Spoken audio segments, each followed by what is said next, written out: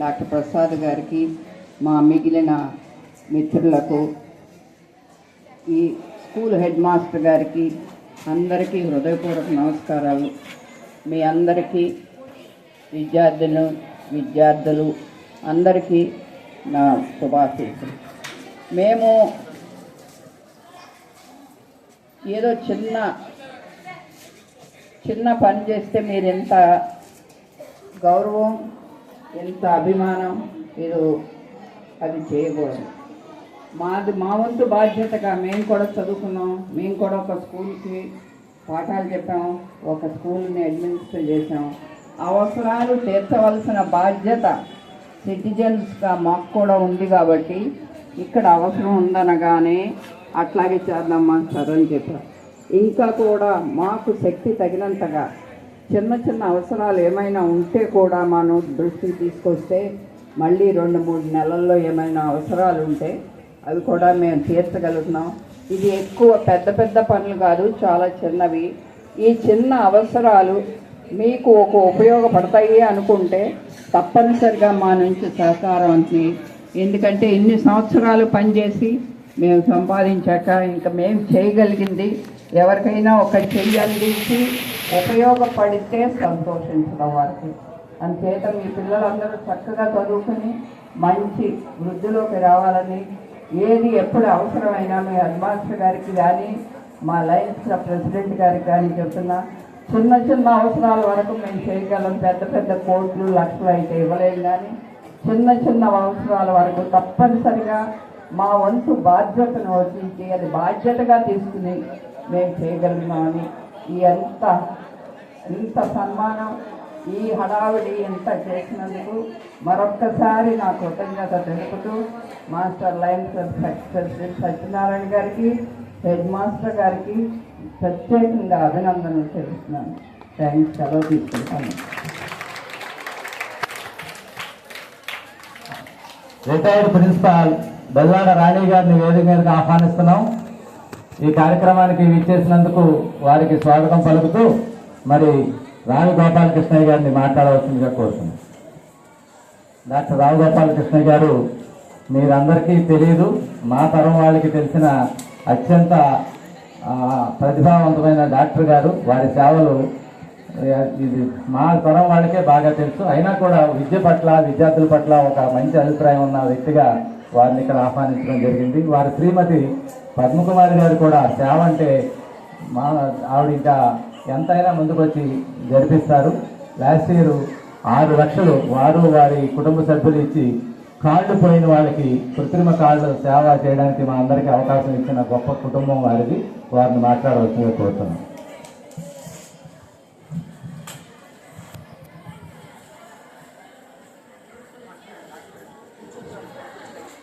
ఈ కార్యక్రమం ఏర్పరిచినటువంటి లయన్స్ సభ్యులకి ముందుగా నా అభినందనలు. ఈ సేవా కార్యక్రమాలు చేయడానికి ఏదో ఒక సంస్థ కావాలి. అటువంటి సంస్థలో ఈ లయన్స్ ఒకటి. కావాల్సిన నీడ్స్ ఆన్ ది స్పాట్ వెళ్ళి ఐడెంటిఫై చేసి మరి ఇవి అందించడం అనేది చిన్న విషయం కాదు. దానికి ముఖ్యంగా ప్రెసిడెంట్ బీజీ సత్యనారాయణ గారిని అభినందిస్తున్నాను. అవసరాలను గుర్తించి వెళ్ళి మరి ఇలా అవసరం అని చెప్పగానే స్పందించినటువంటి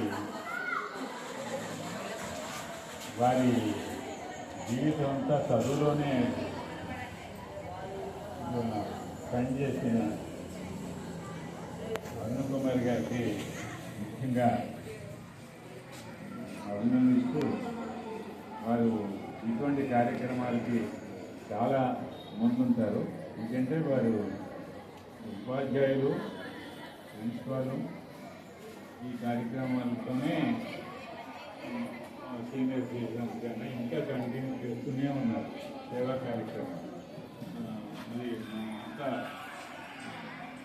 వారిని అభినందించాలి. మీరు ఈ ప్రొవైడ్ చేసినటువంటి స్టూడెంట్స్ని నా మనవి ఒకటే, మనం ప్రతి విద్యార్థి ఒక విషయం గుర్తు చేసుకోవాలి. మొదటి గురువు అమ్మ, రెండోది తల్లిదండ్రులు, తరువాత ఉపాధ్యాయుడు. సో ఈ ముగ్గురు నుంచి కూడా విద్యార్థులు పైకి వచ్చారు. వీళ్ళ పాత్ర వీళ్ళు నిర్వహిస్తే ఒక మంచి సమాజం నిర్మించబడుతుంది. అందుకని ఈ ఇన్ఫ్రాస్ట్రక్చర్ ఈ చేకూర్చేటువంటి తప్పకుండా అరుణ్ కుమార్ గారు కానీ, లేకపోతే ప్రసాద్ గారు కానీ, ఇంకా ముఖ్యులు చాలామంది ఉన్నారు. వీళ్ళు దాతలు అనం కానీ వాళ్ళ బాధ్యత వాళ్ళు ఇంక్లూడింగ్ మీ, నాకు చేతైన సహాయం చేయడానికి మేము ఎప్పుడూ సిద్ధంగానే ఉన్నాం. కాకపోతే మీరు తప్పకుండా వినియోగించుకోవాలి. టీచర్స్కి నా మనవి, వారి బాధ్యత కూడా వాళ్ళు నిర్వర్తించుకోవాలి. ఎంత ఐశ్వర్యం ఉన్నా కూడా చదువుని మించిన ఐశ్వర్యం లేదు. నా ఉద్దేశంలో తప్పకుండా ప్రతి ఆపర్చునిటీని వినియోగించుకుని ఈ విద్యని అన్ని కోణాల్లో అభివృద్ధి చేసుకుని ముందుకెళ్ళాలని కోరుకుంటున్నాను. విద్య అంటే ఏదో ర్యాంకులు అవి అటువంటి ఏం కాదు. ఒక్కొక్క మనిషిలో ఒక్కొక్క నైపుణ్యం ఉంటుంది. ఉపాధ్యాయుడికి ముందుగా పాఠం చెప్పేటప్పుడు ఎవరిలో ఏ నైపుణ్యం ఉన్నదో అది గుర్తించి అతన్ని వెలికి తీసుకొచ్చి ముందుకు తీసుకురావాలి. ఈ 2-3 మాటలు మీతో పంచుకునే అవకాశం నాకు ఇచ్చినందుకు ఈ లైన్ చదువు వారిని ఒక్కొక్కసారి అభినందిస్తూ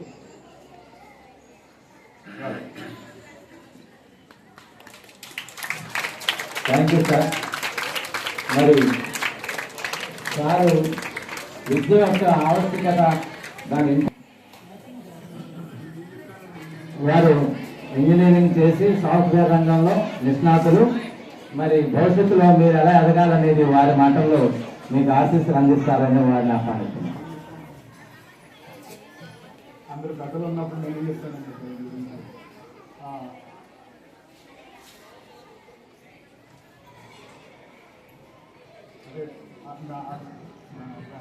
డాక్టర్ గారు అన్నట్టు ఇది చదవాలని ఏదో ఒకటి చదవాలి, ఏం చదవాలి, ఇంజనీర్ చదవాలి, డాక్టర్ చదవాలి అట్లా కాదు.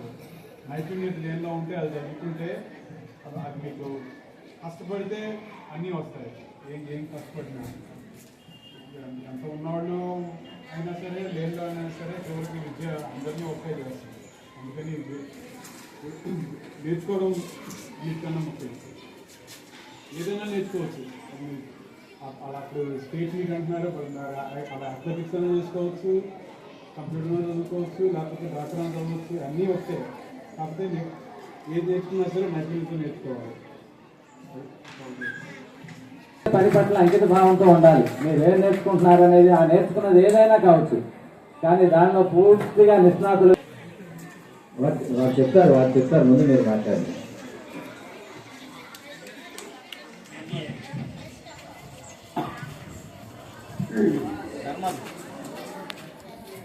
సభకు నమస్కారం. పిల్లలందరికీ నా ఆశీస్సులు.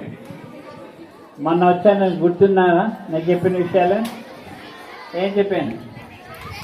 ఆయన అలాగే ఉన్నారు అందరూ.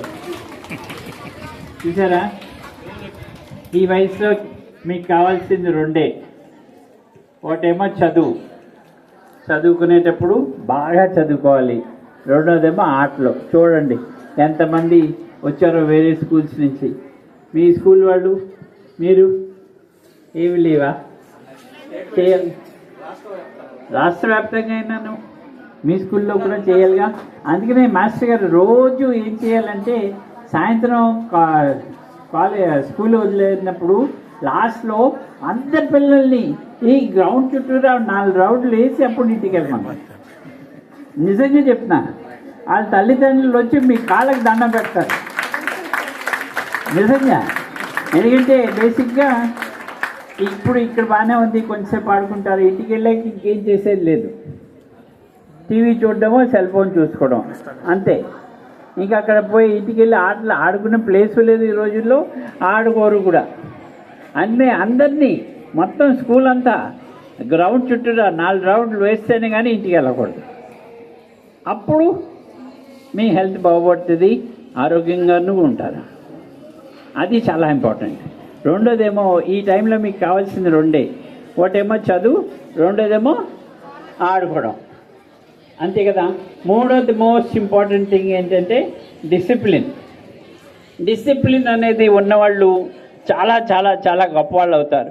ఎవరైనా ఒక్కసారి చెప్పినప్పుడు క్వైట్గా ఉండండి అంటే క్వైట్గానే ఉండాలి, మధ్యలో మాట్లాడకూడదు. కానీ చూడండి వెనకాలని మాట్లాడుతున్నారు. ఒక్కసారి డిసిప్లిన్ అనేది నేర్చుకుంటే జీవితంలో చాలా చాలా చాలా బాగుపడతాను. నాన్న చెప్పినా సరే డిసిప్లిన్ అనేది చాలా ఇంపార్టెంట్. ఏదైనా పని చెప్పినప్పుడు వెంటనే చెయ్యాలి. అయ్యో 5 నిమిషాలు, 2 నిమిషాలు, 3 నిమిషాలు కొంతసేపు పోయాక అంటే రెండోసారి మీకు ఎవరు ఏం చెప్పరు, చెప్పినా వేస్ట్ ఫెలోస్ వీళ్ళేం చేయరని. అంటే డిసిప్లిన్ ఉన్నవాళ్ళు చాలా గొప్పవాళ్ళు అవుతారు. చదువు అనేది వచ్చినంత మటుకు చదువుకోండి, మిగతా మీకు ఏదో ఒక విద్య ఉంటుంది. బాగా ఆడుకుంటారో, బాగా కబుర్లు చెప్తారో, బాగా కబుర్లు చెప్పేవాళ్ళు కూడా ఇంపార్టెంట్. ఎందుకంటే రేడియో జాకీలు కానీ న్యూస్ రిపోర్టర్స్ కానీ వీళ్ళందరూ వాళ్ళే బాగా కబుర్లు చెప్పేవాళ్ళు. అది కూడా విద్యే, అందరూ చేయలేరు. అందరూ అయిపోతున్నారా రేడియో జాకీలు కానీ ఇప్పుడు న్యూస్ రిపోర్టర్స్ అవ్వట్లే. అంటే మీకున్న విషయాలు మీరు గుర్తించుకుని అది బాగా నేర్చుకుని చదువుకుని దానివల్ల బాగా నైపుణ్యం పొందాలి. అది చెప్పారు ఇందాక కూడా డాక్టర్ గోపాలకృష్ణ గారు. మీ అదృష్టం నిజంగా ఆయన వచ్చి వాళ్ళు ఆశీర్వదించారు మిమ్మల్ని అందరినీ. ఎందుకంటే ఆయనంత గొప్ప మనిషి ప్రాబ్లీ ఏలూరులో కాదు కదా, మన ఆంధ్రలో ఉన్నారు. ఎన్ని సంవత్సరాలు ఆయన నిరంతరం సర్వీస్ చేశారు పేషెంట్స్కి. అలాంటి మనిషి మీ ఎదురుండే వాళ్ళు మీకు వచ్చారంటే అందరూ లేచి నుంచి ఆయనకి ఒక్కసారి దండం పెట్టాలి. ఎందుకంటే అంత మంచి ఆయన. మీరందరూ బాగా చదువుకోండి, బాగా వృద్ధిలోకి రావాలని కోరుకుంటూ ఈ అవకాశం ఇచ్చినందుకు ధన్యవాదాలు. మరి మా లైన్ లీడర్లలో మరొక ప్రత్యేక విశిష్ట మనస్తత్వం కలిగిన ప్రతిభ కలిగిన ఇంకో డాక్టర్ గారు, ప్రత్యేకంగా ఆయన పిల్లల డాక్టర్ గారు. పిల్లల మనస్తత్వం తెలుసు, మీలా మాట్లాడే పిల్లలతో కాదు, మాటలు చెప్పలేని నెలల పిల్లల బాధ కూడా అర్థం చేసుకుని వైద్యం ఇచ్చే గొప్ప వృత్తిలో 50 సంవత్సరాలు ఇటీవలే పూర్తి చేసుకున్న గొప్ప వ్యక్తి వారు జిఎస్ ప్రసాద్ గారు. మొన్న కూడా వారు మీకు మెంటల్ హెల్త్ గురించి చక్కని సందేశాన్ని ఇవ్వడం జరిగింది. ఈ సందర్భాన్ని పురస్కరించుకుని వారు కూడా మీ భవిష్యత్తుకి, ఇప్పుడు డాక్టర్ గారు చెప్పారు మన క్రమశిక్షణ గురించి. గాంధీ గారు గతంలో ఒక కొటేషన్ ఇచ్చారు, క్రమశిక్షణ లేని విద్య వాసన లేని పువ్వు లాంటిది అని. అంటే మనం ఎంత చదివినా కూడా క్రమశిక్షణ డిసిప్లిన్ లేకపోతే అది వాల్యూ ఉండదు.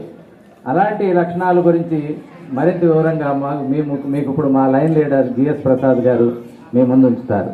వారిని మాట్లాడవలసిందిగా కోరుతున్నాం.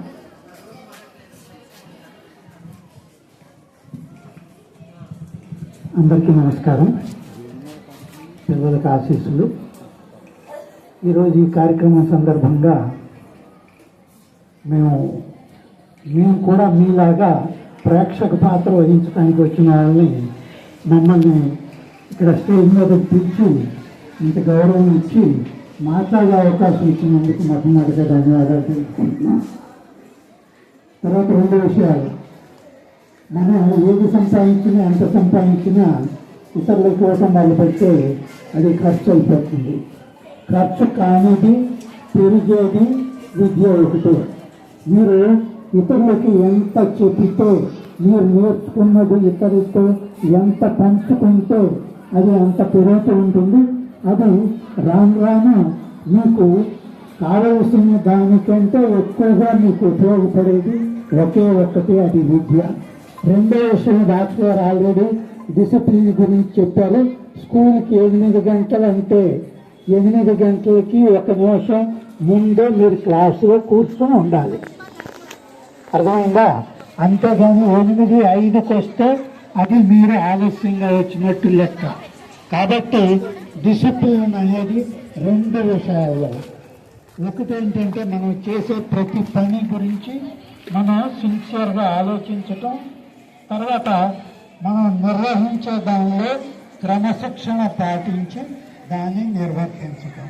ఈ 2 విషయాలతో నాకు ఇచ్చిన అవకాశం ఇచ్చినందుకు ధన్యవాదాలు తెలుపుతూ మీ ప్రిన్సిపల్ గారికి, మరియు మేడం అరుణ్ కుమార్ గారికి, మరియు ఆరాపాల సుబ్రహ్మణ్యానికి కూడా ఈరోజు ఈ సందర్భంగా మమ్మల్ని ఇక్కడ పిలిచినందుకు ధన్యవాదాలు తెలుపుతూ కొట్టలేదు అప్పట్లో. థ్యాంక్